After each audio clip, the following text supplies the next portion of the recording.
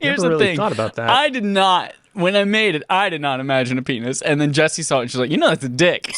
I was like, well, it's on brand, I guess. Welcome to Respawn Aim Fire's BARF episode for the month of October 2022.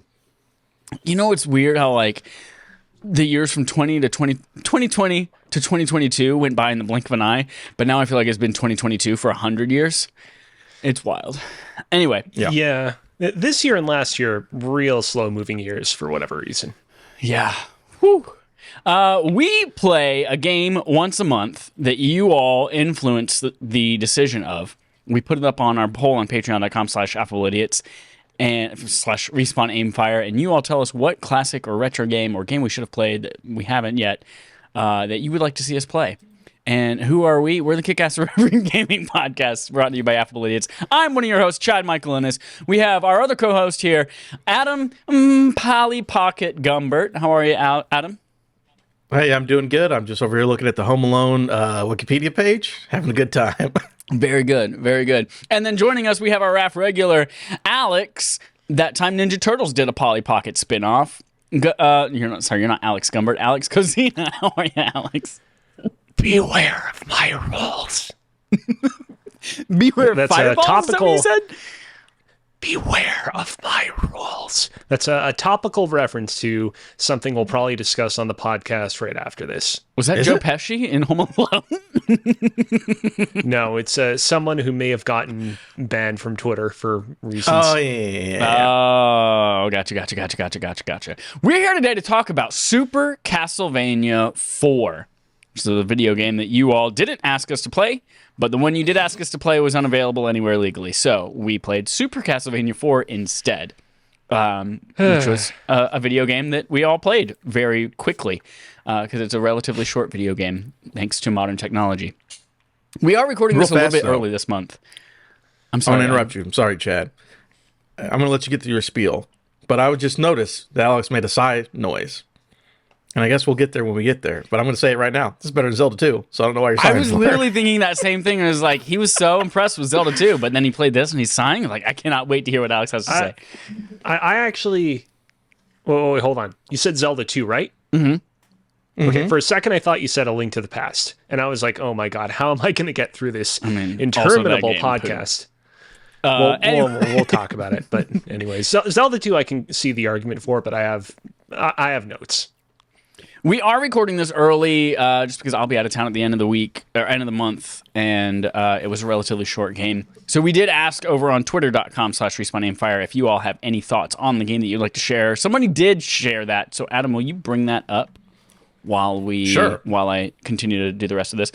Normally we're a gaming podcast. You can catch us Sundays on Twitch, on Tuesday mornings on podcasts and YouTube. But today we're going to talk about Super Castlevania IV.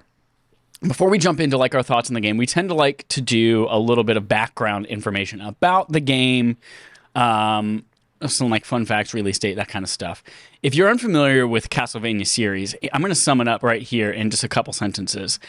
There's a family called the Belmonts, and they're very bad at killing Dracula, and they have to kill Dracula all the time. And then they have kids who are equally as shitty at killing Dracula, and they have kids that are so bad at killing Dracula they become Draculas. So that's Castlevania. So we're here to do that again. We're here to kill Dracula again in a 1991 platforming game published by Konami. The game was originally released for the SNES and the Super Famicom and has been re-released multiple times across a ton of different platforms, including the Wii U, Shop Channel, Virtual Console, all sorts of things. The game was kind of a reimagining or remake-ish of the original Castlevania game, featuring basically the same plot line of you are going through Dracula's castle and getting to the end. with some familiar bosses, but some very important changes to it. Alex, if I I'm calling can on take you. the Yes. wheel here for you, Chad, Please do. you'll be pleased to know that in anticipation of playing Super Castlevania IV, I went and played the original Castlevania as well, because I knew this about the two games, that Castlevania IV, a remake, no baking involved here, a remake / reimagining of the original Castlevania. So I played the original one ahead of time, and the two games are not as alike as you would think. I went into them expecting to like see a lot of levels from the original game reimagined, and it's not even that close. There are a few moments, like for example, like the famous staircase going up to Dracula's lair, that are, I would say, pretty one-to-one. But other than that, there isn't a lot of connective tissue that ties the two together, other than the basic premise and the kind of basic gameplay and setting. But I mean, it's still like, it's not one of those things where like I'm particularly complaining, but the two are not as alike as you would think. Well, I'm glad that you took that bullet for us. Thank you, Alex. And thank you for that background. Some advancements that this one has made. Obviously, this is the first 16-bit game in the series. It has also had some gaming improvements where it allows you now to throw your whip in 8 different directions as opposed to just in front of you or behind you, as you had previously been able to do. And it is interesting to note that I'm sure most people listening to this are familiar with the term Metroidvania, which is like, it's a game where you have to unlock certain power-ups to reach different parts of this generally open area. This is not one of the games, like Symphony of the Night was the first game, which is after this one, that really was a Metroidvania-style game that kind of helped coin that term. This was what the game was before that, which is a little bit more pure platforming. Generally, it was received well. Has on game rankings, an aggregator of sorts, has an 82% score. IGN, GameSpot gave it 8, 7.8 respectively. Nintendo Power gave it a 16.1 out of 20. What the fuck? Who has a 20-point scale? I'm sorry, this is not a 20-point scale because it's much more than that. But they rated games out of 20. Yeah, I don't like it. Stop. I know what it is. Right. As It's in point multiple. fives. Exactly. Yeah. Several people reviewing it. There were 4 people reviewing it. Got it. That's right. That used to be a thing, right? Where like every game had multiple reviewers on it. Yeah, and so some people gave it a 4, some people gave it a 4.5, and then they like averaged the scores or something like that, I guess, or added them up out of 20. And most important of all, Entertainment Weekly gave it an A+. All of your trusted gaming news coming from Entertainment Weekly. That's about the extent of the like behind the scenes coolness that I got from Wikipedia. But Alex, you were talking about not Alex. God, why am I mixing up your names? I've been called Adam Alum this weekend. Alum, wow. Adam, you mentioned you have some fun facts from fandom. What other things do you have that I didn't mention in there? Yeah, this is all about the remake versus the whatever, right? Because Alex brought it up earlier. Yeah. About the story, it doesn't make any sense. So you can correct me if I'm wrong, because it's just me reading it. Because the whole thing about it's set after Castlevania 2, so this would be a sequel to that. But it's weird. Basically, the Japanese timeline and the American localization are different because there's supposed to be 100 years between all these stories. But Right. Simon Belmont is after and before it. If you look at different timelines, and it doesn't really make any sense. Yeah. It's a very like Legend of Zelda style situation where it's like this sort of cyclical story that's being told over and over with like the same heroes and villains, that kind of thing. Maybe I'm making this up, but I feel like Super Castlevania IV in Japan was literally named the same as Castlevania in Japan was. Like the first Castlevania in this game shared the same name. Yeah. But for the Western release, they wanted it to sound like it was something brand new and it was a completely different thing and it was a sequel to everything. So they called it Super Castlevania IV and pitched it as something new. And people were generally upset. They're like, this is the same story as the first one. You're climbing Dracula's castle to kill a Dracula. Let me read from fandom specifically. So the Japanese version, they talk about the story, and we know it. Transylvania, Dracula, this family kills vampires, whatever, right? So the very end of the Japanese version is writing, Simon, with the vampire killer whip, successfully defeated Dracula and his demon army, or so he thought. See Castlevania 2, Simon's Quest for the continuation. So in the Japanese version 4, leads into 2 because it's a remake of the first one, timeline-wise. Then we get to North American version. When the game was localized in North America as Super Castlevania IV, the story with the manual prologue screen was modified in order to make it take place after Simon's Quest. This is reflected in the last line when it said in the prologue when it says, "Time once again for Simon Belmont to take up his whip." Even though technically Simon's Quest would be the continuation, this is somehow a continuation of the Yeah. Anyways, so Igarashi says that it's supposed to be a remake of the original Castlevania. But Konami USA was like, nah, it's just number 4. It's not a remake. So that's where the timelines and shit are all weird. America had such a hard-on for just screwing up the numbering of all its video game series it would bring to the West. Right? Like Castlevania, Final Fantasy. Somebody needs to stop them one of these days. America just hates doing numbers the same way everyone else does. The metric system versus the imperial system. They just hate numbers. Interesting. Stop it. The interesting thing about the name of it too, in Japan, it's called, I think it translates to like Demon Called Dracula or something like that. But when they brought it to the West, they renamed it to Castlevania because they did, not Nintendo, Konami of America wanted to shy away from anything religious. And so using the word demon was like, oh, sorry, nope. We don't want to touch that, so we're going to call it Castlevania because it's a castle, and Transylvania is really big for Dracula. So that's how the infamous Castlevania name got named. Satanic Panic, baby. Satanic Panic. Let's jump into the game. So I want to real quick just talk about how we played it, and like your general thumbs up, thumbs down, thumbs to the side feelings on the game. Let's start alphabetically with Adam. Are you sure it's not alum? Alum. Goes after Aluminium. Alex? That's your if you both came together and formed a mech like a Megazord, you would be called Aluminium. Megazord, I like that. So I was gonna play it on my ROM in the attic because I own all these video games and I can play them on my PC with the dumps. But there was a sale I saw that Chad tweeted, and I decided to play it on PlayStation. I'm very happy I did. So I played the anniversary collection, the Castlevania anniversary collection. And I'm very happy because it has save states. And believe me, Stage B without save states would have not been fun. Woof. Let me tell you. So yeah, I played it on PS5 with the Castlevania anniversary collection. And overall, I enjoyed it. It was fun. I mean, I know what it was. It's a Super Nintendo game where you like platform and go through the levels.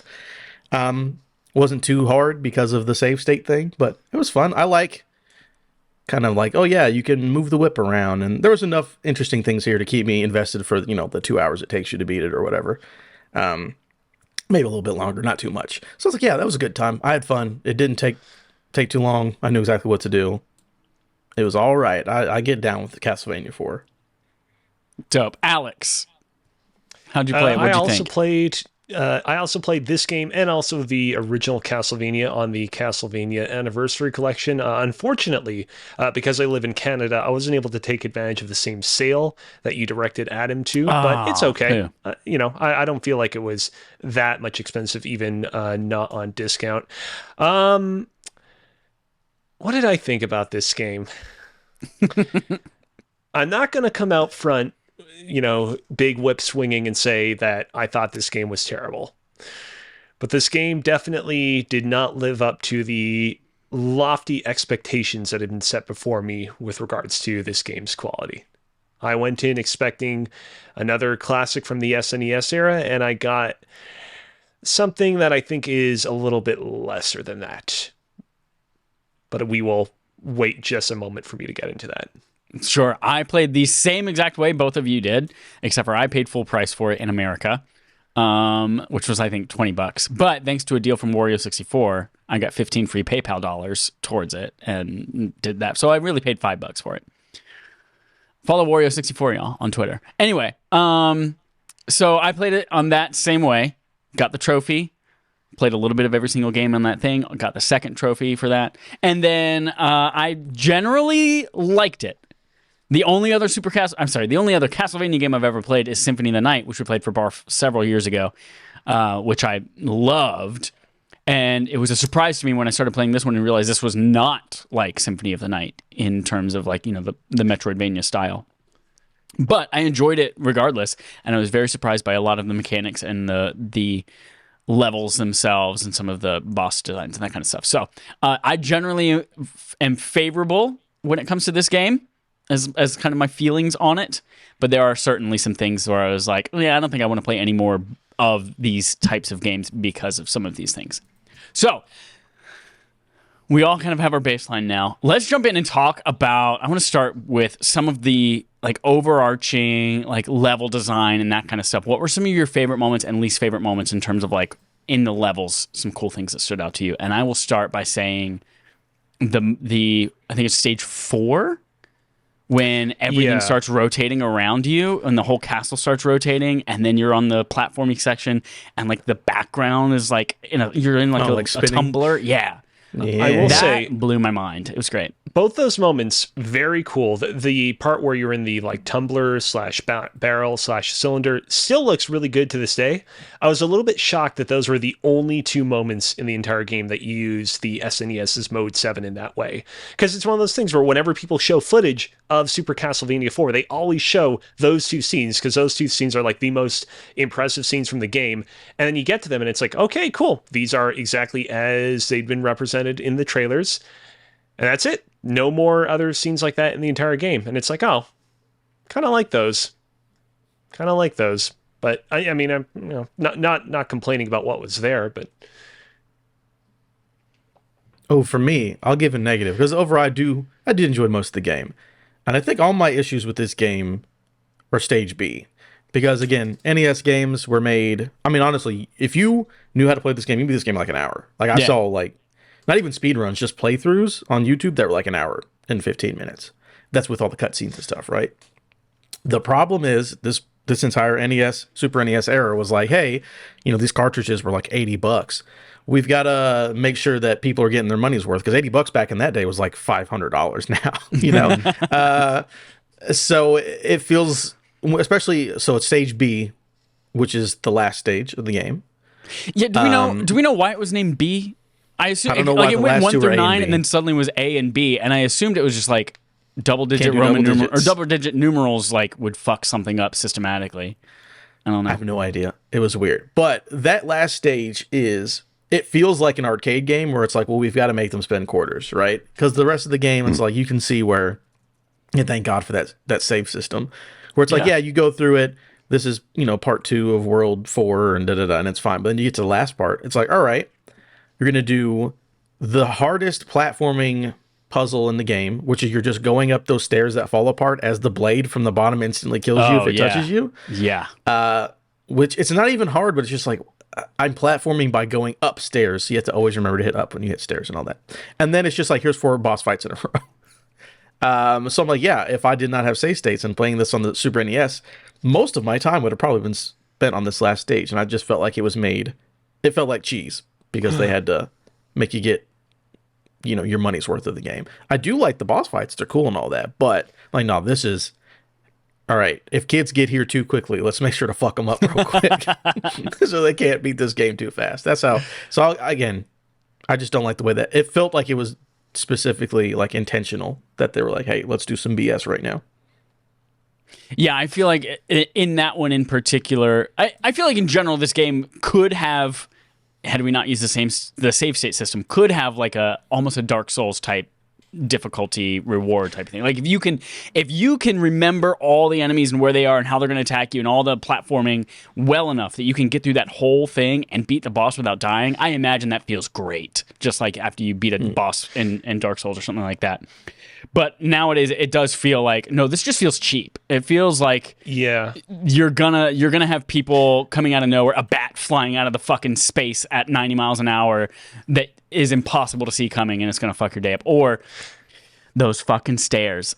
If there are several terrifyingly awful things in this world.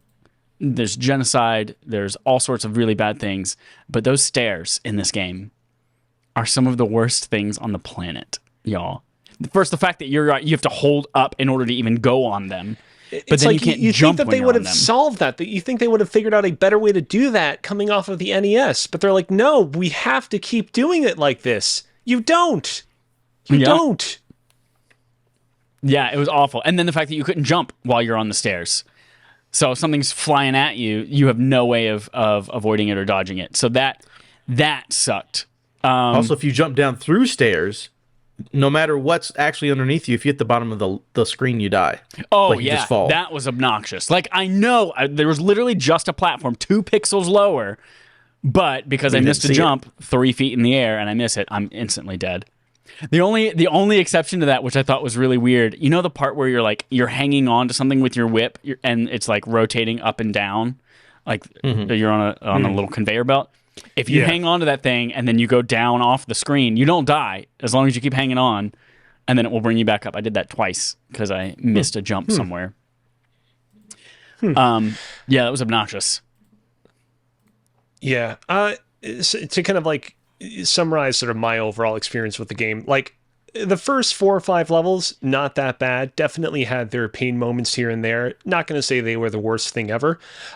Once you get into the castle with like level 6 onward, I feel like the game just really starts to kind of grind my gears, and I really abuse the hell out of the save state system. You know, you guys already previously brought up the Dark Souls games, and after I had beaten this game, I was kind of reflecting on the kind of like really frustrating difficulty with the game that I had just experienced. And like, I feel like in the modern era, 2 games that people often point to as examples of hard games done right are Celeste and, again, the Soulsborne games. And I feel like what those 2 games do really well is, like, those games can be played hardcore if you want them to be played hardcore, but you can also sort of enjoy them on a casual-ish level, and there is a nice and steady ramp to playing them in a more hardcore fashion if that's more to your liking. In the case of Celeste, for example, each individual screen in that game is incredibly challenging and will really kind of push your platforming skills to their limits, but you will always restart at the beginning of the screen. You don't have finite lives that result in you being cast all the way back to an earlier point in the game, which makes it a lot more just tenable and enjoyable. And if you want to play the game like never dying, that option is there for you to do, but it's not something that you're kind of forced to do. Meanwhile, with the Soulsborne games, like, while obviously there is a degree of kind of rote memorization involved in getting through those game stages, those games do offset that by allowing you to grind. Those games allow you to kind of level up your character, level up your abilities, and theoretically do that long enough that you can kind of cheese a lot of areas that would otherwise give you lots of trouble. Obviously, this only works to a certain degree, but like, the option in those games to kind of like play them a little bit more on easy mode is there through that means of grinding. And I just felt like with this game didn't have either of that. This game very much was, hey, you better get good. You better know how to like overcome these pixel perfect jumps where if you accidentally land in just the absolute wrong way, you're going to get killed by these spikes that are unnecessarily and needlessly strewn everywhere about in this crazy weird dungeon that's all the way in level 8 that will instantly kill you. And I just walked away being like, this is just not something that I jive with at all, to be honest. Yeah, those pitfalls of like the spikes and the combination of all of it, the stairs, the randomness of some of this. Like, I think about in I guess it was B, when you're climbing up the tower and the platforms are flying diagonally and you have to jump on them but avoid the spikes on the top right corner of the screen. Like, those don't spawn in the same pattern every single time. And sometimes they spawn in a way that you can get across, and sometimes they spawn in a way that you can't get across without dying. And like, that kind of shit feels cheap to me. So that's like, that kind of stuff kind of soured the experience a little bit. But I felt like overall still I had a good time with it because I was able to use that save state system. And like you, Alex, yeah, by the end of it, I was spamming it every 15 seconds. At the beginning of every new screen or every new area that I walked into, I was like, all right, save state here, just in case. And then I get to the end of it, like, save state here, just in case I go to the next screen and something immediately kills me there. But yeah, generally had a pretty good time with it. I will say, the last thing that I did love, because again, very straightforward, I do like how you can walk through those gates on the first level and you never do that. That's another thing that you never do again, is like go in the background and then never in. But I love that all the bosses in this video game are just fucking Spirit Halloween costumes. You literally fight a spooky wolf, a skeleton man on a skeleton horse, the mummy, Frankenstein, all of that. It's just like, hey, yeah, what's the universal like public domain monsters? They're all bosses. Had a great time with that. My favorite one was the bat that's made out of gold that flies around that splits up into 3 smaller itty bitty bats towards the end.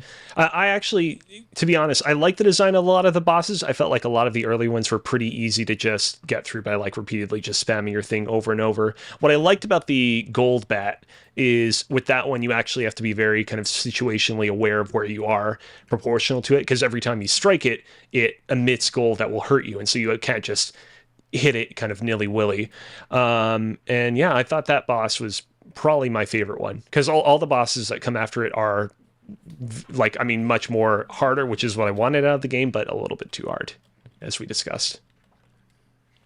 One thing I will remember to do, I always forget when we play these like games from this era, how important the manuals are to these things.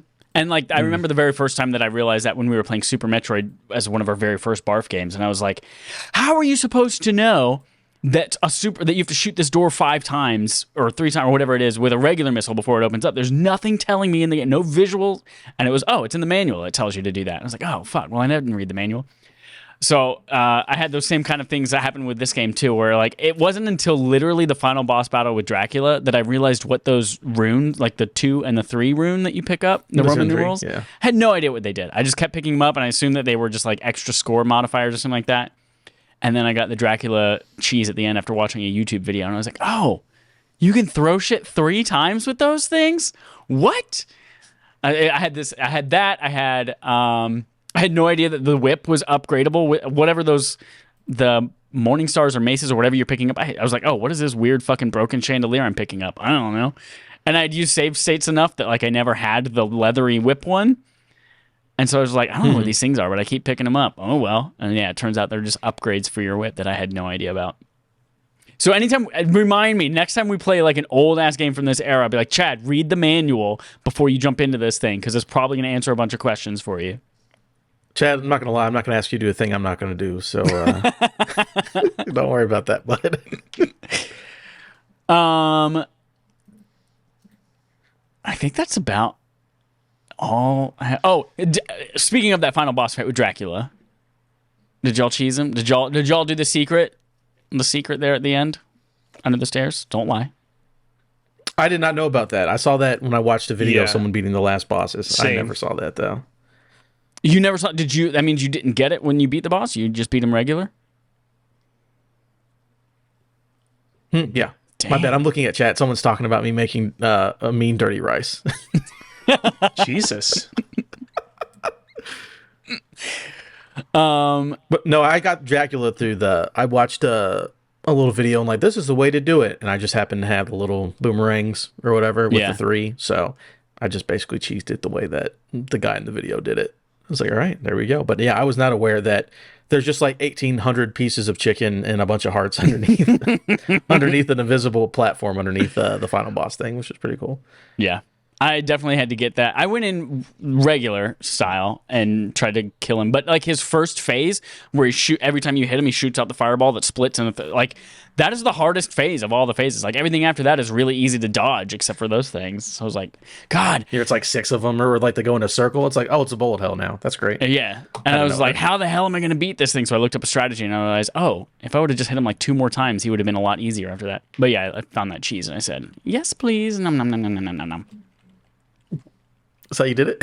Yep. I just ate all that chicken. Nom, nom, nom, nom, nom, all those hearts. Nom, nom, nom, nom. I also, speaking of things I didn't realize, because I hadn't played a Castlevania game in a very long time since Symphony of the Night, I had no idea what hearts were doing. Yeah, I was like, this isn't healing me. What's going on? I know, right? Yeah. And then maybe it was around stage 7 or 8 that I tried to use an item, and I couldn't use the item anymore. I was like, what the fuck's going on? And then I realized, oh, hearts are like ammunition. I had no idea. Kid Icarus is the other big game from that era that does the exact same thing. Hearts are like your currency in that game. It's wild. Interesting. I do, if you guys are done, I do have, he's also in the chat, but Manly Brian wrote in on Twitter to tell us his feelings on Super Yeah, Castlevania tell me, 4. Manly Brian. Brian from Time to Die Podcast Network. They do a bunch of tabletop role-playing podcasts. You guys should check them out. They're really good. So here it is. Brian says, we asked him, let's see, playing Super Castlevania 4. What are your, send us your thoughts. And there's a horse going really fast. Let's see. So these are both from Brian. Two-legged horse going super fast. These are both from Brian. I guess I do have one obvious thought. I thought the multi-directional whipping, and I never got to, wait a minute. I love the multi-directional whipping, and I never want to go back to the original regular Castlevania whipping. Yeah, I love how, again, different directions, and then you just hold it. And it's great because I don't have a D-pad. I actually have a real thumbstick, just flipping that little bastard back and forth. Because that's how you get rid of projectiles. If you just flip it around, you'll destroy projectiles coming at you. Yeah, I didn't know that until about an hour ago. Flipping those bad boys around in front of me and going after people. I think that was really fun. Yeah, the multi-directional thing, I didn't realize that was such a big deal. And then when I went back and played a little bit of every other game for that last trophy, I was like, oh, fuck. You can only throw your whip in front of... This sucks. This is terrible. And so, yeah, It's a big deal. And the other thing you said, it's the Castlevania that he's currently playing, so I haven't developed any thoughts yet, other than it took me way too long to realize I could enter the fence gates in the background, which, yeah, the very first level, you have to, because you literally can't jump over that pit. And it's the only time that you can walk through a fence. But, yeah, so that's what Brian is saying. He was in chat. Thank you, Brian, for all that good stuff. My final thought on it is I think I would have been much higher on this game had the platforming felt... Your character feels way too heavy and sticky to me. It felt like, especially if I'm jumping up onto a high platform and then I literally stick to the corner of it for a second before I'm able to jump again. And I hadn't expected that coming off of like all SNES platforms. Donkey Kong Country feels really smooth and fluid. Super Mario, on all of those platformings, like I think one of the things that I realized was most telling about how good it feels is I was hearing something about Mario, and if you keep hitting forward and then you let go, Mario doesn't stop. He scoots a little bit and then comes to a stop. And like I feel like that was missing from this game. This felt really, really heavy and kind of gross. So that's what's keeping me from, and that's something that I had not experienced with Alucard in Symphony of the Night, which he's a much more agile protagonist too than this game. So I think that sole thing, the feel of the character jumping and platforming, is what's going to keep me from playing any of the rest of the Castlevania games. Yeah, my kind of like final thoughts on the game are, it's funny you kind of criticize the game, Chad, for feeling like very sticky and icky. I actually that's actually the one thing about the game that makes me kind of understand why this game is so revered, because the game has a very specific feel to it that I can just holding it in my hands and moving Simon Belmont around, like I can almost intuitively like tell, oh man, there are like people out there that like this specific feel of platformer just speaks to their soul. Like I can tell that there are people out there that like probably really, really love that. And if you're one of those people out there, like, total respect to you, live what you want to live, do what you want to do, play what you want to play. I just don't know that this game is a good candidate as a like 1001 game that you have to play kind of game, or like one of the games that is like part of like the canon of like undeniable video game classics in the way that people kind of uphold it as being. I just feel like the ways in which, as previously discussed, it's kind of dated in terms of the way that it doles out difficulty are, it really kind of holds it back. And if you're down for that, I mean, kudos to you. But after beating this game, I like went online and looked up like impressions other people had of the game. And what really kind of stuck out to me is almost uniformly, everybody loved the game, and everybody that loved the game was somebody who had like extensively played the other Castlevania games prior to playing Super Castlevania IV. I didn't find a single person that was like, oh man, I came into this as somebody who was like a Castlevania neophyte, and like I really got a lot out of it. It seems like this game is one that's kind of just for the people that really were struck by the stickiness of the series. And again, more power to you, but I'm not one of those people. Yeah, it's interesting you say that. Before I had played this, but after playing Symphony of the Night, I had this like what if, like, oh my god, I've missed out on an entire huge IP with Castlevania, and I now want to go back and play all of them. And after playing this one, I was like, oh no, I played the best one already, and I don't think I need to play anymore. So if most of them are like this, except for the Game Boy games, apparently they're all like the Metroidvania style, like then I think I'm okay. Yeah, it was interesting to hear Alex at the start. Because anyone I've ever talked to, and again, I'm sure there's absolutely people who defend this game and say it's great. Anyone I've ever talked to is like, oh, Symphony of the Night is the good one, so play that one and don't play the other ones. I've never heard anyone say Super Castlevania is the best one, you need to play it. So I was kind of shocked when you were like, I heard so much about this game. I've never heard anything about this video game. I've only heard of Symphony of the Night. The reason I chose this one is because it was at the top of so many lists. It was like, what are the best Castlevania games? And this was like 1 or 2 on most people's lists. The best ones are Symphony of the Night and then Lords of Shadow 1. That's the best Castlevania game. So I just watched an hour-long history of Castlevania from GameSpot. I watched it on YouTube right before this podcast. And that's the only other game that I feel like I want to play eventually is Lords of Shadow 1. Mm-hmm. Everything else I'm like, meh. Or some of the Game Boy Advance games maybe. Yeah, it seems like this game kind of exists in the same position as like the like 2D Metroid games versus the Metroid Prime games, where like a lot of people really loved the Metroid Prime games when they came out, but you still had that contingency of people that were like, the Metroid games were better when they were 2D games. Like it seems like there's still to this day a lot of people that like just prefer that like traditional, like very linear non-Metroidvania style Castlevania game. And this game is sort of like the one that they kind of hang their hat on because it was, at the time, it's the most polished iteration of the franchise under that kind of design philosophy. Those people have bad taste. And as Dracula would say, those people taste the bad. Because he's a vampire and he sucks their blood, get it? Well, that's it. Those are our thoughts on Super Castlevania IV for our BARF, which is Backlog Accomplishment with Respawn and Friends. In keeping with Respawn Aim Fire tradition, November and December will not be a BARF game month traditionally. It will instead be a let's catch up on Game of the Year kind of thing. So last year, we'll talk about this offline, but we might end up doing a thing where like, hey, pick a game that you want us to consider for Game of the Year for sure, and we'll make sure we get that one done. So there might still be some kind of voting aspect to it.